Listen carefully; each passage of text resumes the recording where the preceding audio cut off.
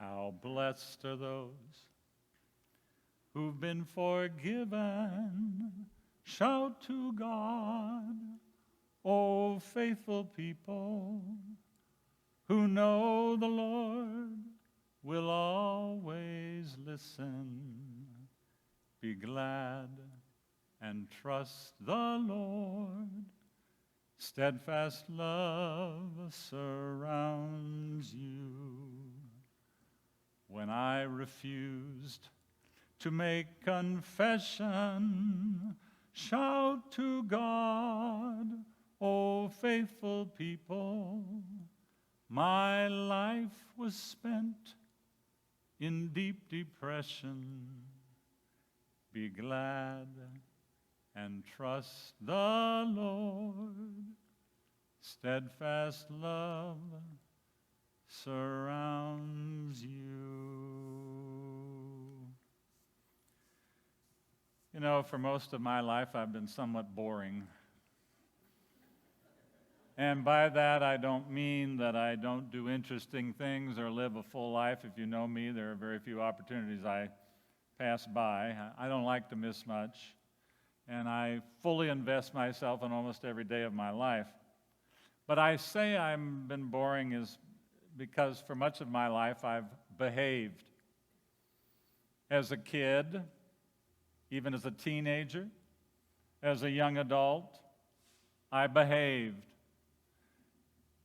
In some ways, I'm probably more rebellious now than I was when I was a teenager or a young adult. In some ways, I have been quite boring. There are very few secrets in my life, although maybe a couple. But for the most part, what you see is what you get. But I wonder if boring people like me, and like some of you, because some of you are pretty boring too, if we can relate to folks like Paul and King David, who are anything but boring. We don't know for sure who wrote Psalm 51, a version of which I just sang to you. It probably wasn't King David, but nonetheless, the song resonates with the experience of David and probably should have been put in his mouth. King David wasn't boring at all. He was a bum. He lusted after Bathsheba, whom he watched take a bath on several occasions, and he lusted after her so much that he wanted her to be his. And you have to remember, in those days, women were property of men. The problem was, she had a husband, Uriah the Hittite. I always say if I had another kid, I'm going to name him Uriah the Hittite. Uriah had to go for David's sake. And David had Uriah arranged to have Uriah put in the front lines of a battle so that he might be killed. And guess what? The story says he was killed. And then David took Bathsheba to be his own possession. What a bum! He committed adultery and murder, and I could probably list a whole bunch of the other commandments that he violated. The tradition has it that after he did all of this and was confronted by Nathan the prophet about what he had done, he penned Psalm 51. Have mercy on me, O God, according to your steadfast love. According to your abundant mercy, blot out my transgressions. Wash me thoroughly from my iniquity and cleanse me from my sin. This psalm, Psalm 51, seems like such an honest, authentic, vulnerable expression of guilt and shame and regret. Walter Brueggemann, a favorite thinker of mine, says that this is a prayer of an empty-handed person. He says that it is a complete forfeiture of the self, an expression of a desperate trust in God. In the old hymn, Rock of Ages, we hear these words, nothing in my hands I bring, simply to the cross I cling. Now, David didn't know anything about the cross, but he does know what it means to be empty-handed, to approach life not on the basis of the victories and achievements of the self. And Paul, or more than likely a representative of Paul, seems to have that same knowledge in 1 Timothy. Listen to what he says today. Jesus Christ came to save sinners, of whom I am the foremost. Paul was a bum, a real bum. He persecuted all kinds of folks, all kinds of Christians. So I wonder, can you or can I relate to these bums? I've behaved most of my life. I generally approach life with a sense of strength that I bring to it. And I have to tell you, sometimes the folks who don't, who approach life armed with their deficits, I'm just sharing this personally with you, they get on my nerves. I mean, get over that. You know, I'm no good, I'm not worth anything. Get over that kind of nonsense. And I'll say that to people, or at least I'll think it in my brain. Once in a while I'm bold enough, I'll say, knock that off. Yet I do know this. I know that in the therapeutic world in which we have been living, I think this world does us a disservice when it eliminates what the church forever has called sin. Sin gets at something that we should not dismiss. Oh, and I understand why we have downplayed it. In the past, the church has used the concept of sin to manipulate people. Do this, or don't do that, or you'll go to hell. And let's be honest, a preoccupation with sin served as a good fundraiser for the church. Luther knew that. In the past, not so much now, but in the past, people gave money to expunge their guilt. Some still do. Most of them tend to be older. And the church was a master of creating guilt over a host of normal human behaviors and desires. I'm just being honest. We haven't had a good record with sin. I think we've sinned with sin. But throwing out the baby with the bathwater probably is seldom a good thing. What sin does is it suggests that something has gone wrong, something that cannot be fixed. Paul Tillich claims that sin is a condition before it is an action. And he used words like separation and alienation to describe that condition. We live alienated and separated, something that sometimes just comes with the territory of being a human being. Yes, sometimes we're responsible for our sin. King David was responsible for his sin. Paul was responsible for sin, even though in 1 Timothy today he claims that he acted ignorantly in unbelief. Well, that isn't that nice. Blame it on your ignorance. That's just a real nice move. Lots of folks doing that these days. But sometimes that's true. Sometimes we don't know what we're doing. And in Luke, that's what Jesus says about those who were crucifying him. Father, forgive them, for they do not know what they are doing. Yet, but still not knowing what you're doing doesn't eliminate your connection to sin. You're still involved in it. Something has gone wrong, and you are included in it. Sin is a part of your story and my story.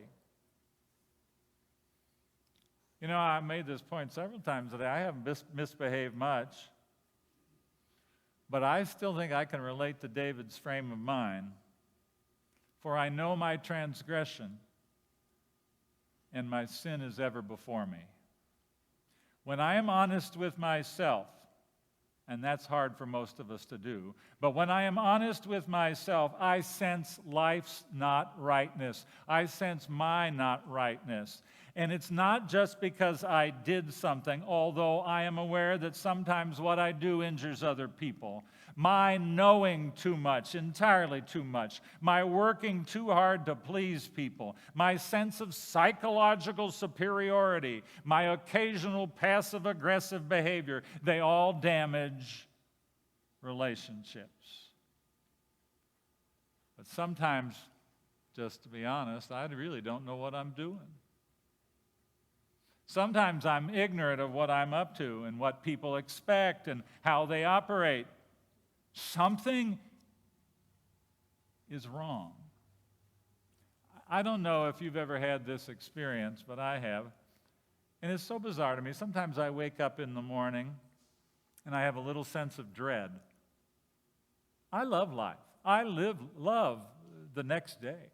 But I wake up with a little sense of dread, worried what my email or other messages might say to me. Fearful, as the old saying goes, that some other shoe might drop. I am a very confident person, but still I have this fear, I guess, of rejection. What's that about? Something is wrong.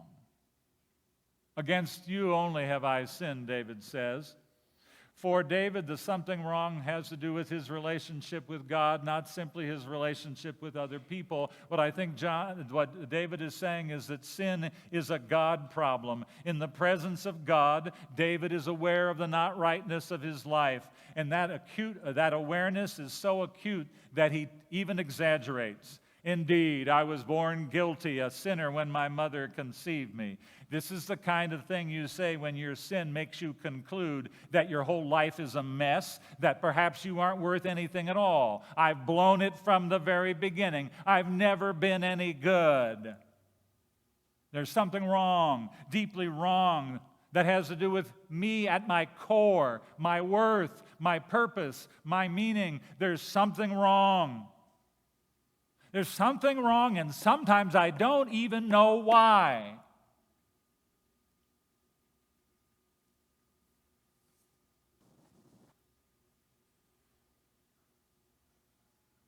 Sometimes we sense that we might be responsible, but sometimes we aren't. And there still is something wrong. Lost is a word. Lost is a word that we use often to describe the wrongness. I'm lost. You're lost. We're lost. Now, honestly, it all seems overwhelming to me.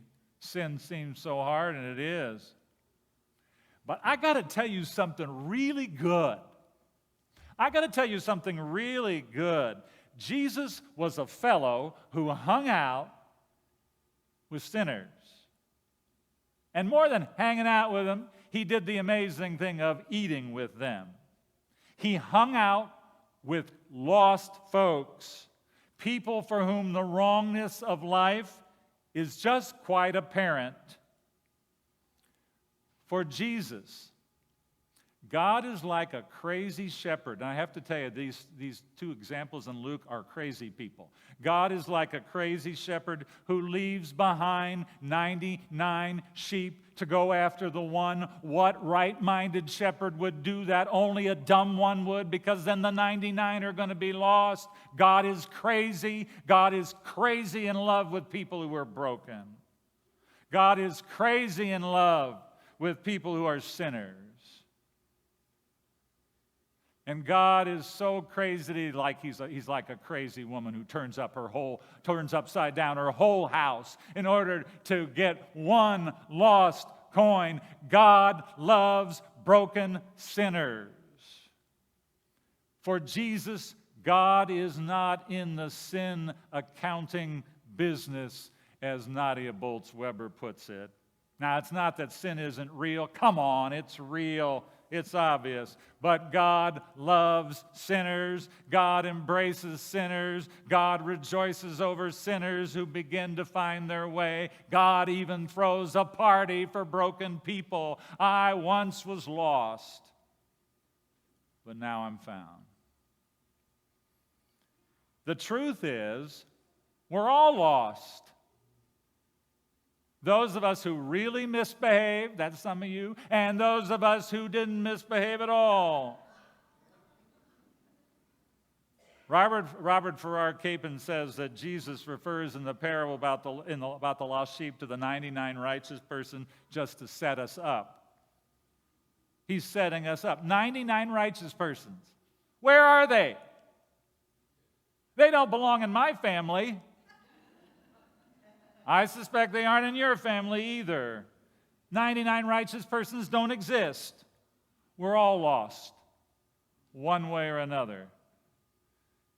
And the good news is that God is busy finding us. Yes, it's true. Against God alone do we sin, but the God we sin against is the one who loves sinners. He throws parties for them. Frankly, it's that truth that Jesus trusted and was a major reason for his crucifixion. He hung out with the wrong people, and the folks in charge did not like that. They killed him so that their little ordered universe might remain intact. In the cross, Jesus took on what is wrong about life. The church says something like this: He took on the sin of the world. And the deepest thing wrong about life is not our petty misbehavior, but rather the rejection of love and grace. And Jesus would rather die than give up living love and grace. He would rather die than be in the sin accounting business. How blessed are those who've been forgiven. That's all of us. In Christ, there is so much freedom. Maybe King David knew that. Maybe that's why he could be fully honest and lay bare the brokenness of his life. What's wrong about life and you is not the first word, and it most certainly is not the last word about you and all of us. You once were lost, but now you are found.